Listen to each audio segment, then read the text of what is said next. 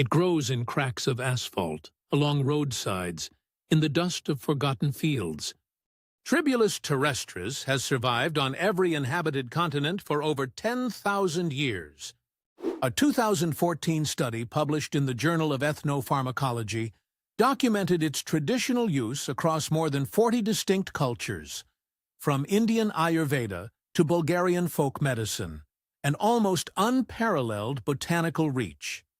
Roman legionaries carried dried specimens during desert campaigns, treating it as a field medicine requiring no cultivation, no care, and no cost. The system never wanted you to know that.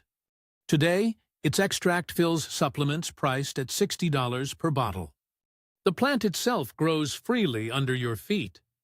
That gap between soil and shelf represents one of the most profitable botanical markups in modern commerce. The numbers are extraordinary. Industry extracts it from the wild, packages it, patents the process, then sells it back at 5,000% above zero. And the plant, indifferent, resilient, keeps spreading.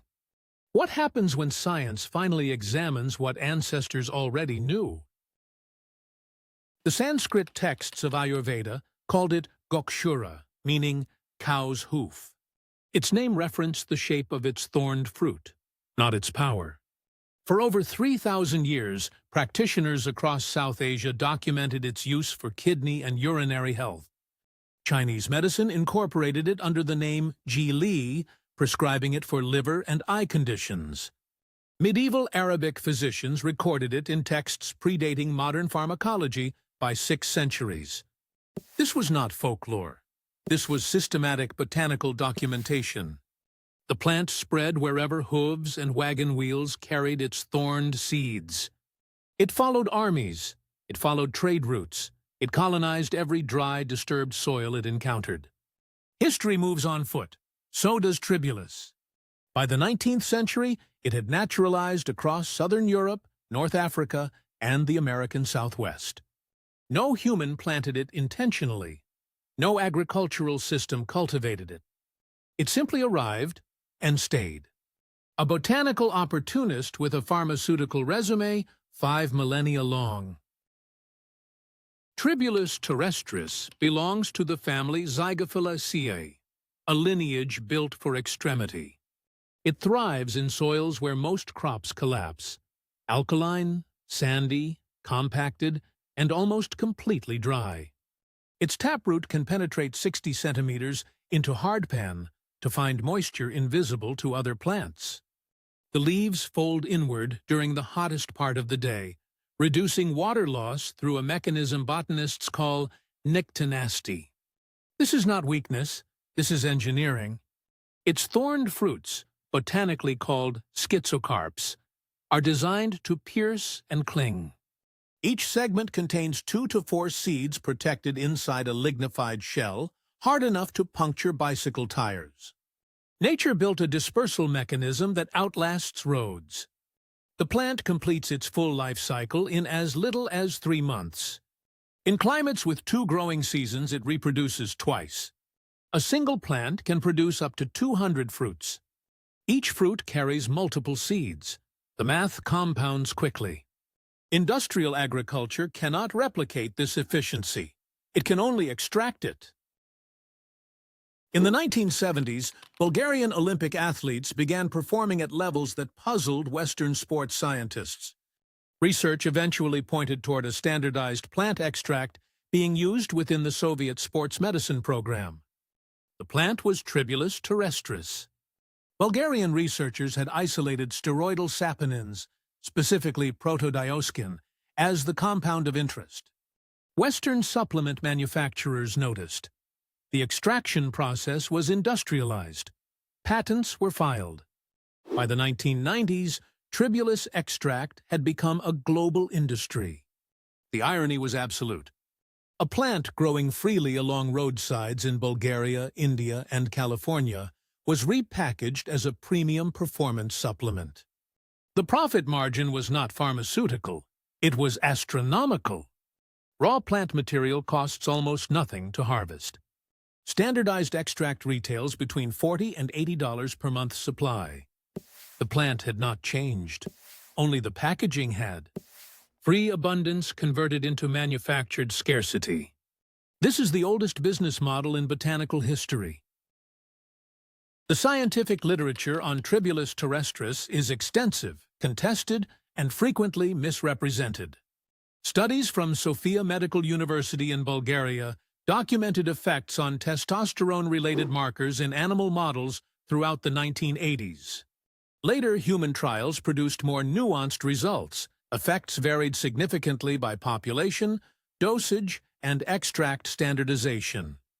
A 2012 review in the Journal of Dietary Supplements concluded that evidence for performance enhancement in healthy athletes remained inconclusive.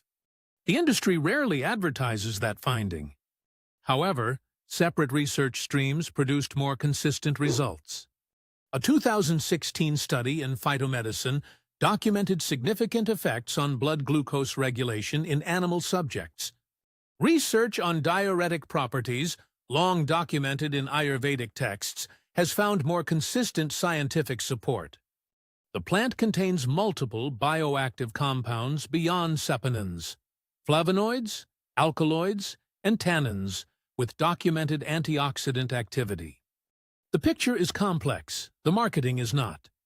Supplement labels promise outcomes the science qualifies heavily. The gap between claim and evidence is where the profit lives. Ancestors used this plant systematically. Modern science is still mapping why. Walk through any dry, disturbed landscape in the American Southwest, and you will find it. Tribulus terrestris colonizes roadsides, vacant lots, and overgrazed rangelands without invitation. In Australia, it is classified as a noxious weed in several states, costing agriculture millions in mechanical control efforts annually. In India, it grows along irrigation canal banks so densely that farmers harvest it as a byproduct of field clearing. The global supplement market treats this plant as a precious resource. Ecologists in 4 continents treat it as an invasive problem. The same organism, opposite valuations. This contradiction reveals something fundamental about how modern commerce assigns worth. Scarcity is often manufactured. Value is often declared, not discovered. A plant that grows on 5 continents without cultivation cannot be made rare. So the industry standardizes, concentrates, and certifies instead. The process becomes the product. The plant becomes raw material. What grows freely must first be made complicated before it can be made profitable.